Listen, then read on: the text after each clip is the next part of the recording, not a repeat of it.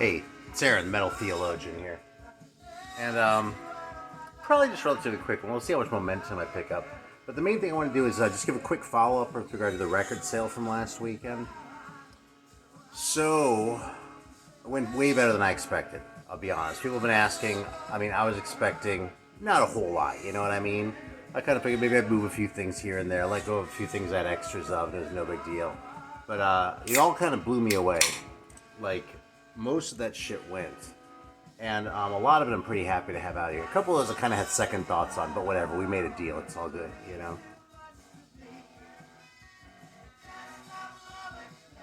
I'll probably show a couple, actually, that I thought about getting rid of, but decided to hang on to instead. I'm kind of glad I did.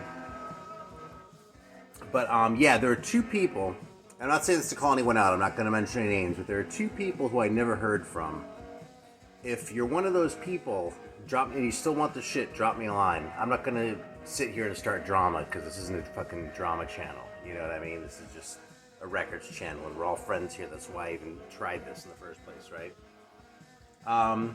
But yeah, so anyway, if you're one of those two people and you still want your shit, let me know, okay? If you don't have my email address anymore, leave me a comment and I'll give it to you. But we'll work it out. Otherwise, I have other people who've asked about a couple of things, so, you know. Alright, beyond that, if you have, like I said, I was kind of got swamped at a ton of emails. I got way behind on shit, but I did get most of the records out on Tuesday, and there were like 2 or 3 stragglers. I think it was 2, because the third one was one from Discogs that coincidentally came through. The other ones went out yesterday. So I haven't been very good about getting back to people with tracking numbers and shit like that. But if you've paid me, your shit is on the way. And if you're in the U.S., which you probably are, you'll probably have it within a week, because Media Mail's pretty good. You know, they set your expectations lower than what it actually is. If you need a tracking number and you ping me, I'll give you one too. But sorting through all that shit's a little bit daunting, just because I don't have it like organized like the way. Well, I don't know. I'm just not that organized. I'll fucking own it. What the hell? So that's the update. That's what's going on with the sale. We should be pretty much square, and I feel like I'm forgetting something, but I don't think I actually am. So, all right, cool. So let's talk about a couple records just for grins. Here are a couple that I kind of considered letting go of, and didn't, and I'm kind of glad I kept them. And they're actually comps by bands that I, have 45s by, for the most part here. So this one was one of them. This is sort of a placeholder for me until I could find the single. Then I found the single, and I was like, maybe I don't need this one anymore. And I was like, some of that early demo shit is cool, so I just played this again the other day, and it's really good, man. I mean, Overdrive was not the best band of the era, right? They're not like, Iron Maiden or something like that. They're not even like, I don't know. They're not even like Demon Pact to me, you know what I mean? But it's good shit. The songs are really pretty solid. The sound on these is a little bit rough, because you can tell it's sort of from old tapes. Some of these songs, this is like the 45 plus a demo or two or something like that. But it's an inexpensive record anyway. It's one of these splattered ones. They did a nice job with it, and I'm kind of glad I kept that one around. Similarly, yeah, this one, I think this one might have been even better, actually. I'm kind of new to Reincarnate, relatively speaking. Same deal, though. I got this one. I liked it enough that I went and sought out the 45. Well, I had an opportunity, and I took it. Maybe what I should say. I kind of think this cover is lame, like a lot of the 45s from the era are, which is part of why I don't trial that hard to get them, like with some things. Yeah, but this fucking thing is really good too, man. Same deal. It's only has 6 songs on it, and apparently it's their whole career, and 2 of the songs are from the 45. The other 4 from some demo. All the songs on this thing are really good, man. In fact, Take It or Leave It, which is the A side of the single, is probably the weakest song on this comp. So, there's another splattered one, so they did a nice job with it. It sounds as good as this is gonna sound, and they didn't go ape shit with all the extras and that sort of thing, which I appreciate too.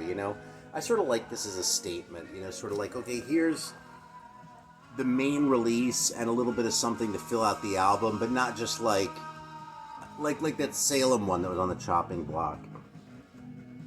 When the band had made one single and they put it on a 2-record set, that just sort of changes the whole impact of it in a way that I'm not necessarily down with, you know? I actually listened to that one the other night, too. And it's good. It's not great. I don't know if that band really had 2 LPs in them as far as, you know, quality material, you know? The best songs on that one I thought were the songs from the single. And that doesn't mean there weren't other good songs on there, you know, but Salem just wasn't the greatest band of all time. Here, I'll try and find the record here. This is one of the ones that I haven't been paid for yet. But we're working this one out, so... Yeah, but this one right here... So there's really nothing wrong with this record. It's a really solid release, but it's just, it changes the impact of the band, you know what I mean? So I don't feel too bad about letting that one slide, you know? Yeah, so sort of inspired by those, another one that, probably the one that I need the least of these, because they had like 2 singles and an appearance on a comp, and I actually have all that, and this doesn't have much more than that. This just has like 2 extra songs on it, actually. But this fucking Sparta record, I really enjoy, man. And Sparta is probably one of my favorite bands of the era, you know? They're really pretty basic, pretty straightforward, no like really complex song structures. Sometimes the riffs are almost too obvious, like on Lords of Time, which is on the Scene of the Crime comp. And, I don't know, man. There's just something that these guys do that just works for me, though. You know? It has sort of like a little bit of a barroom feel. It's definitely metal, or at least hard rock in intent. You know what I mean? It's committed to what it is. This is what we were just listening to, by the way. Midas. So, yeah, it's just a good record, man. I just really like Sparta. There's just, they just hit me just right. It's a little bit hard to articulate why. Let's see, let's fire this one up next. Little Duchess here.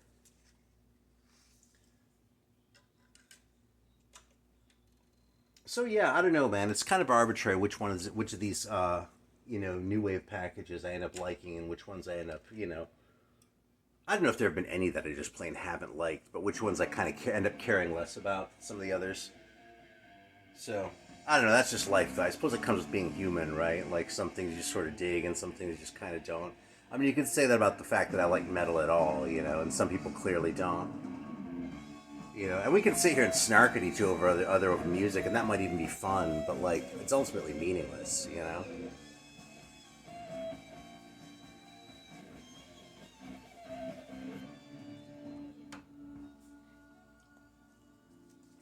Alright. Here's another little bit of housekeeping here.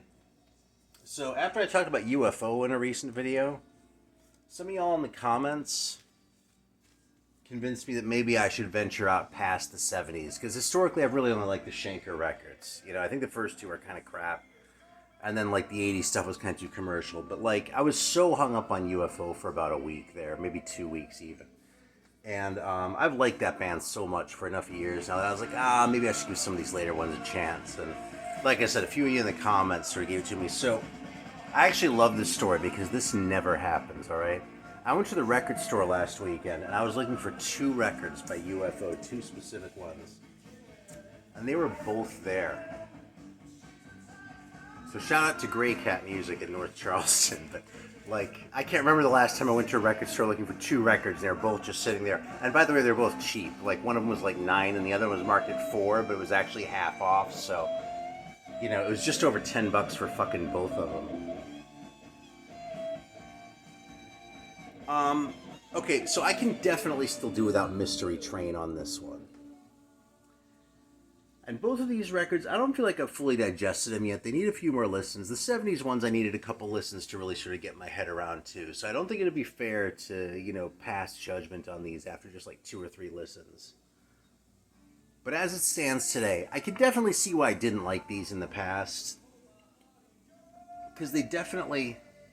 It feels like something changed with them, and it's funny because it feels like something changed with them in exactly the same ways as the Scorpions, to whom they always get compared, you know?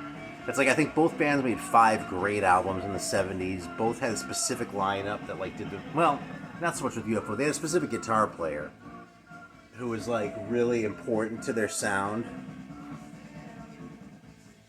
And then, like, when the 80s came rolling around, they both kept doing basically the same thing, but it just felt somehow different. You can chalk some of that up to the production values, but not really all of it. And beyond that, it's kind of hard to put my finger exactly on what it is. Both these records, though, are really pretty good. Like I said, I can do without that cover, and there are a couple of ballads here and there that aren't really great. But neither of these records is bad, man. I'm kind of glad to be giving them another chance, because even though they kind of look like shit, like kind of even worse than the Hypnosis album covers, and even though they don't quite scratch exactly the same itch for me as the 70s ones do, these are good records. And, you know, sometimes I just feel like hearing a good rock and roll record. You know what I mean? You don't always want to hear the best thing. You know, not all records are going to be the best. So I kind of feel like these have a place in the house. And it's not at all unlikely. It's not at all impossible. And I would say it's not even unlikely that I come back around in a couple months and say, oh my God, The Wild, the Willing, and the Innocent is so fucking good. How did I not hear it before? That hasn't happened yet. But we'll see. It's going to get played some more for sure. I mean, they're just sitting here for a reason, you know?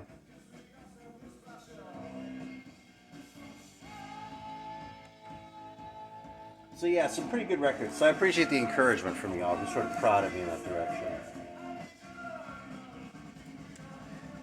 I finally decided to bite on this band too, because this thing came up. This is one of those new wave bands, new wave British heavy metal that, you know, people talk about, but they're also one of the ones who made albums, which I tend to kind of, it tends to not be the strongest stuff, right? And maybe most importantly, they were called Girl. I mean, how fucking tough is a band called Girl? I mean, that's, band names don't get a whole lot worse than that. Actually, here's a funny story. Again, in the interest of not outing anyone, I'm not going to say who this was, but I was talking with someone recently, because I've made a lot of wisecracks in the past about the band Bashful, and how I think Bashful, even though the fucking EP is great, the Bashful record is fantastic. It's really top tier stuff. But I always thought that Bashful was like the worst band name ever, okay? Well, I was talking with someone recently who's not a native English speaker. His English is actually excellent, but he's not a native English speaker. And apparently, for a long time, he thought that he likes metal. And for a long time, he thought that Bashful was kind of a cool name. And the reason for that is because his only context for that word, because, you know, it's not the most common word anymore in modern English. It sounds a little bit old-fashioned, you know what I mean? So, his only backdrop for that was that there's like a Pokemon move that's called like Bash something. And so he knew about bashing, and he was like, bashful, you know, that sounds tough, you know. And it wasn't until later that he found out about like Snow White and the Seven Dwarfs and shit like that, like Bashful the fucking dwarf, and like what bashful meant. And he was like, ooh, shit, man, that is a fucking terrible band name. But initially, when it was about bashing, you know, I love shit like that. I love, like, how non-native speakers interpret English, especially because English is such a weird language with so many influences from so many different places over its development and that sort of thing. That sort of thing really interests me anyway. So a little fun thing like that comes out,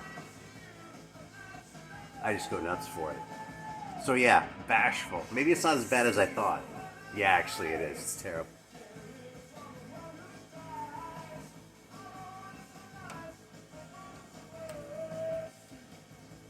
Anyway, I was talking about the Girl record. So I was kind of expecting this record to suck, but it's really not bad at all. I mean, there are a couple songs in here that are kind of clunkers. There's at least one where it got really sort of like, there's a little bit on the saccharine side for, you know, this is sort of testing my intestinal fortitude a little bit. But when these guys rock, they were pretty rockin', man. This really isn't a bad record at all, and I'm going to listen to it a couple more times before I file it away and probably forget about it because the fucking band is called Girl, and it takes a little bit of sort of extra desire to want to pull that off the shelf, but I don't know. I consider this one a pleasant surprise, though. This record was really not bad at all. So yeah, I'm a reluctant convert to Girl, I think. God, what a shitty name. I want to cringe just fucking saying that. Speaking of shit that's cringe, yeah, this is kind of a recent score. This band Tension from Canada. This is total merciful metal music, man. This is a cheesy fucking record. It's like loaded with synths. I'm not even sure what to say about this one, man. It really has some prog elements to it. Like, it's like these guys wanted to be prog rock, but when they're rocking hard enough that you don't want to just write them off as, they're just a fucking prog band with, that somehow ended up in metal circles, like Magnum or something like that. Because they were looking to be hard rock, but I don't know if they just listened to too much Genesis in the 70s or something, or if they were just too old, or what the deal was. This record's pretty early for what it is. It's 1980, I can kind of sort of see that. I mean, the idea that this is a good picture for a hard rock record kind of shows a little bit of that whole sort of 70s thing, too. But I don't know, man. I kind of like this one. And the way this one just sort of makes me smile the same way the Mistreated record from France does. Another super cheesy record that I absolutely love. So yeah, I wouldn't say that these guys sound like Mistreated, but if you like Premiere Intervention by Mistreated, you should have no problem with Tension either, I would think. So, and if you watch Merciful Metal's channel and you like his recommendations, you should be all over this shit. Maybe I shouldn't even say this until he gets a copy. Because of course I told him about it right away.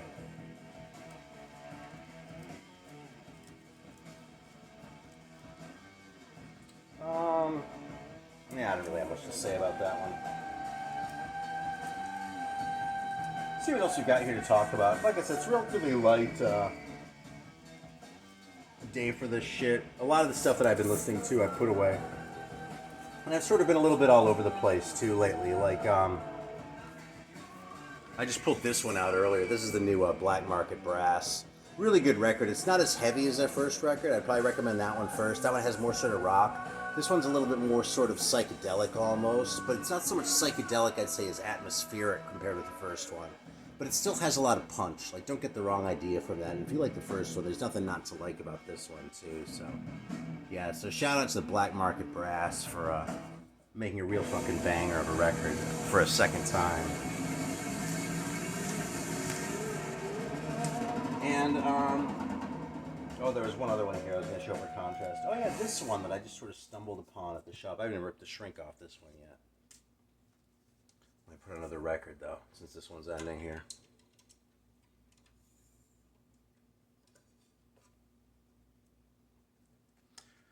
Yeah, so this next one was literally a, pretty much a blind buy off the strength of the cover.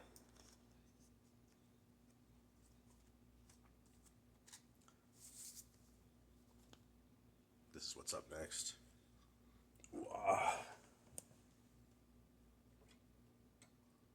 Has a big center hole, and my thing doesn't really like those very much, so I have to sort of tweak it a little bit, but we can deal with that. Yeah, so this is the other one. This band, I'd never heard of them before. Really, this cover just grabbed my eye. Fantasy 15, and the album is called Zoltandia, I guess. But, like, between that cover... And this is one where the hype sticker fucking did its job, too. You call it a synth funk odyssey, and you get my attention, you know? But no, an intergalactic synth funk odyssey, okay? And then there's this whole write-up about the back, about how they were fighting these wars and shit like that with their, like, synths and, like... just a bunch of, like, baloney lore where, like, it would almost, like, pass for 70s shit, except for, like, a reference to AI and a couple other little things that just were a little bit too anachronistic for me to think it was actually a reissue as opposed to a new band. I almost got scared off because there were a lot of vocals on this one, like a lot of singers. And I was like, if it's like a whole lot of like backup singers, that could just be really cheesy. And worse yet, it might be disco. So I was a little bit concerned that it might be disco, but man, I brought it home, and it's not like the heavy sort of funk sound. Like it's not going to substitute for your funkadelic albums, you know?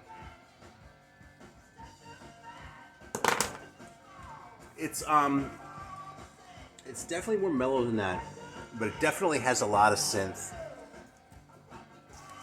The backing vocal, or the vocals, are mostly like sort of for color, sort of like the way sort of like the way they're used in disco, but it's not really annoying on this record. It doesn't detract at all. And this record ends kind of a long time before I'm done wanting to hear it.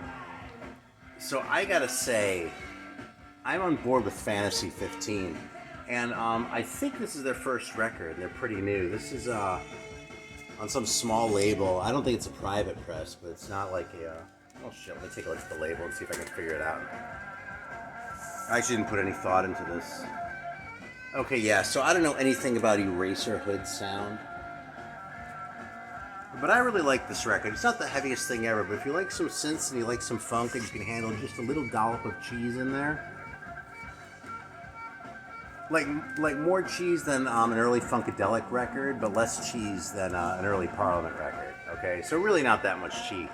That record it really delivers. It's a fun record, and I've played it a couple times, and my kid likes it too, so it gives it like an extra little sort of gold star, right? Not that's necessarily a criterion for me to dig something, but you know. Makes it a little bit more cool to pull out if we're hanging out and you're playing video games or something like that, you know? Alright, so yeah, a little bit of this, a little bit of that. A lot of sending out fucking records. So if you're one of those 2 people on the list, reach out to me if you're still interested. If not, I'll live. And actually I have a couple people who are interested in a couple of those anyway, so... and yeah, it's a shorter video than I usually make, but that's all I have to say today, I think. So actually, I do have one more story. Hang on one second, I forgot about this one. I gotta pull out the visual aid on this, because the record's obscure enough that I don't want to just start talking about it.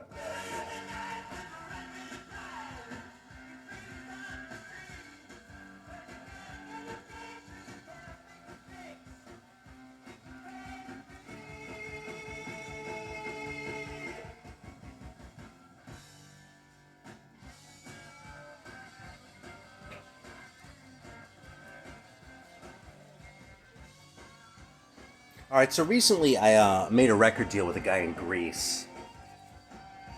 And I gotta say, it's always fun dealing with people in Greece, man. The Greeks are just... they love metal, and they tend to be really friendly, so, like, it's really easy for me to get along with Greeks. There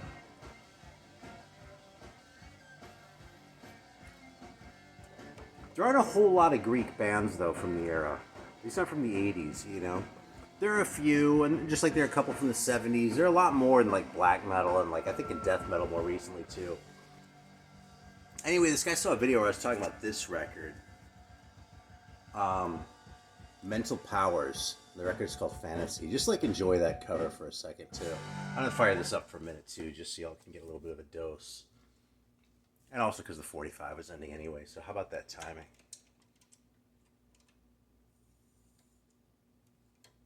This is another cheesy one, too. I'll go ahead and warn you right now. It's every bit as cheesy as the Tension record, probably more. So, in fact, I would say if you're a Mental Powers fan, that's another... you should also check out that Tension record. Let's listen to a little bit of this. So, when I first heard about this record, you know, I sort of came across the name or whatever. I saw the... I think I saw the cover on, I don't know, maybe Discogs or something like that. And went, oh boy. You know what I mean? Because this is that kind of a record cover, you know? That's the sort of one where I look at it and go, oh boy, better get out my wallet, you know? But I sampled it a little bit, and I was like, oh man, that's really pretty fucking cheesy. But it's kind of awesome, you know? So I went ahead and rolled the dice on it because it was cheap. And they looked like that, and I went, oh boy, this might be really cheesy. Let me bump this past whatever the intro is, because I feel like intros are so misleading. Although at least it's not like a fucking Carmen Burana excerpt or something, right? So see, they've got a little bit of a gallop there. Lots of reverb on the vocals, or delay, I guess that is. I'm not sure. But definitely not like, you know, the second coming of Slayer or even the second coming of, like, Angel Witch, you know? Anyway, when I was sort of doing my background research, I looked into this and I saw some people talking about this like it was one of the rarest things ever. You know, like just a super obscure Greek record that nobody had was like one of the most expensive things on the planet if you could even find one. But I found this copy, and there were other ones for sale, and I didn't pay very much for this thing, man. I know it didn't set me back more than 30 euros. It was probably, I think it was closer to 20, okay? So a $20 record, you know, roll the dice on, generally speaking. That's just what an LP costs anyway these days, you know? So if it looks like that, yeah, it's not that hard a decision for me, you know? So I sort of forgot about it, didn't think much of it. So anyway, this guy that I'm dealing with, he saw that I talked about this, and he was like, yeah, here's a story with that record. Apparently, this record was like completely unknown. Like, these guys had no exposure, and to all intents and purposes didn't exist in the 80s. You know, when did this come out? Oh, I don't even know. Maybe it's on the label.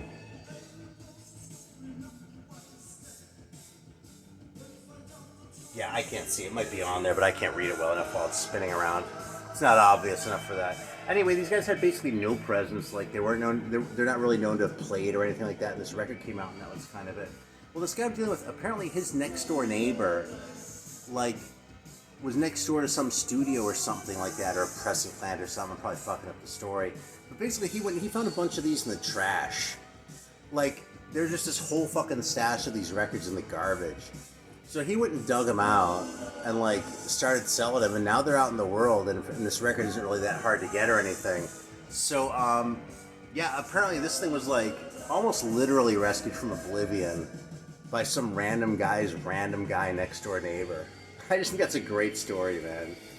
That's like some real, like, metal archaeology, you know? Fucking digging through the trash. So there we go, man. There's a funny little story about mental powers, how they were saved from oblivion, and our wallets were saved, and we get to enjoy this piece of a record that would be really hard to justify as a fucking $500 record, but it's not at all hard to justify as a $20 record, man. Because it's just like, it's all about cheap thrills, man. How can you argue with this shit? So anyway, there we go. A couple stories. Little update. And that's really all I've got for today, I think. So, as always, thanks for watching. I really appreciate it. And thank you all for making the stream the other day a success, too. It wasn't just a success because I sold a lot of records. It was a success because it was fun. You know, and that's really what I was hoping for. I'm not really the sort of person who wants to sit there and just be like all business with this sort of thing. You know, it's records.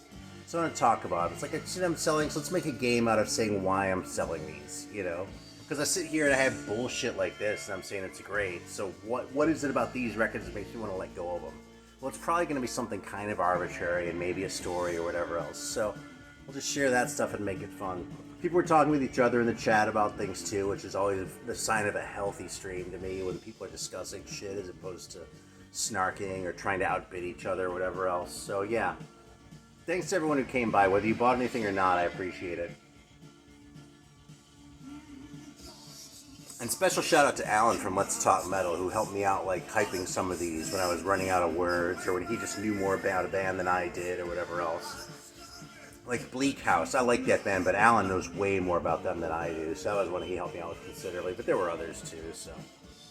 Everyone subscribe to Let's Talk Metal, and Heavy Metallurgy, of course, too. You hear the cheese factor of this? It's so earnest singing, but it's so, like, restrained and sort of, like, thoughtful the way that guitar line is written. And the coloring and the keys, it's like there's something sort of a little bit too serious about it, you know? I love it. Alright, thanks for watching.